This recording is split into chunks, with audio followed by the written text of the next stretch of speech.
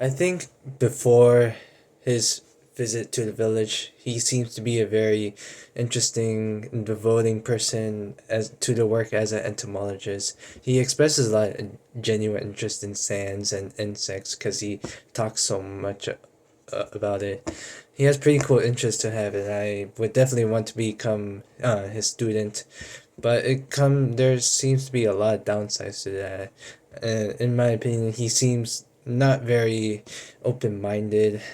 I think he also becomes selfish when he is stuck with a woman, and for example, after talking with a woman, after being told that the sand never stops falling, Nikki says he was bewildered, rather as if he had casually stepped on the tail of a snake that he has through to be small but had turned out to be surprisingly large. From that quote, I think he's surprised by something that seems impossible. But most of his time spent with a woman, he doesn't consider all the possibilities of how nature works. But he for some reason he has all the time in the world to consider all the possibilities to escape from the sandhole that he's stuck in, like focusing on his escape plans. Seems arrogant to me, but I don't know. I also think that Nikki is a logically centered person. For example, Nikki was confused when the woman presented the fact that sand can rot wood in her house, but usually it was water that usually rots stuff logically.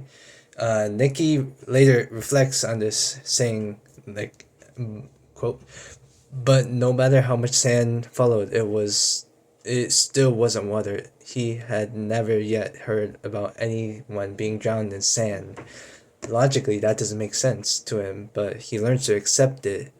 He learns to accept things that may seem impossible. Before his capture, I would have liked him as a teacher, but now I'm more inclined to have him after his experience and being humbled. Vocab time. I found the word gregarious. Um, I found the meaning to in Merriam-Webster to be tending to associate with others or one's kinds or sociable. And third section,